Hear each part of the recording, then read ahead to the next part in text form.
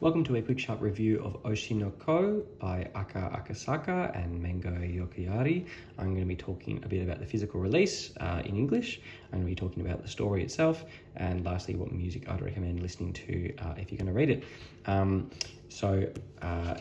physical release is being done by Yen Press.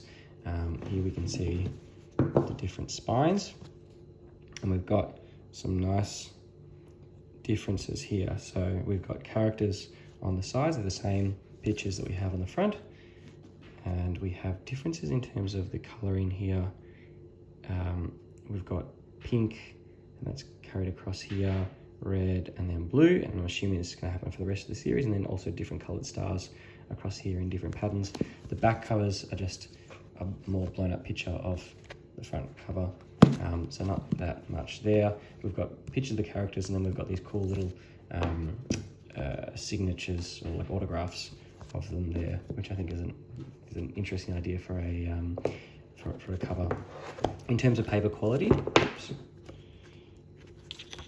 mean fairly good, I would say. I'd say it's probably better than standard. I mean, you can still see a bit of bleed through there, but it's probably maybe slightly better than standard. And we've also got 3 colour pages and the table of contents in the first volume, which is a bit thicker than the other ones. And then we've got 1 colour page in each of these, and the table of contents is also this glossy paper. And we've got some, I always like this sort of previously on, or these are the characters stuff. Oshi no Ko, I'm going to talk a bit about the story, so if you've never read this and you just want to go in blind, just skip ahead, because I usually don't like to do spoilers, but I can't really talk about the series without giving spoilers. But I'll try not to do too many.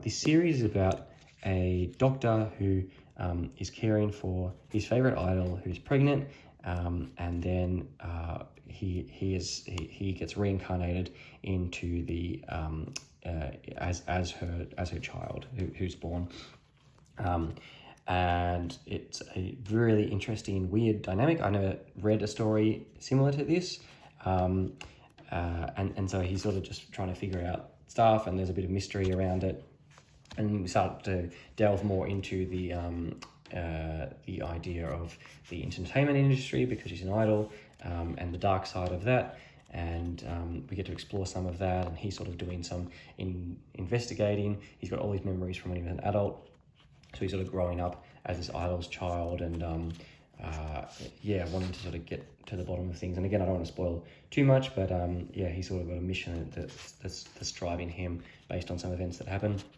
Really nice artwork in this series. I think slightly nicer than in Kaguya-sama, which was Aka Akasaka's previous work. I like this series a lot. The anime adaptation is also really nice, really nicely animated.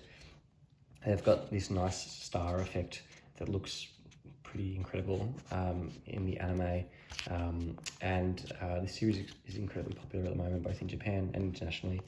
So I'd get on it if I were you, before it gets spoiled for you, because there's some interesting, really interesting stuff. I don't want to scroll through too far, so as not to spoil this stuff. Sorry. And I'd recommend listening to, I've just started a playlist on Spotify that is sort of like a realistic setting manga soundtrack. And it's for stuff like this, where these people are living in the real world, in real world jobs. I started it mostly for my reading of Akane Banashi, which I'll be doing a review about soon. But I think it works well for this as well. I'm probably going to put a bit of darker stuff in this, because there are some quite dark moments in this manga. I almost feel like it feels a bit like Death Note at sometimes, so I might put some stuff from the Death Note soundtrack in there, but I'll put it in the description if anyone's interested. But yeah, I definitely recommend getting onto this manga. It is a little bit on the expensive side compared to some of the normal Viz mangas. I mean, this is $13 US. I don't know what that equates to Australian, but I've been buying these for about $17, $18 when I usually get the Viz volumes for about $11, $13 Australian. And these are being released really slowly as well. So these are the only ones that I can get at the moment. There is a fourth one, I think, which is technically released, but my pre-order hasn't come in yet. But yeah, highly recommend the series, either watching it or reading it. I'm going to keep reading it and watching it as we go along. Anyway, thanks, bye.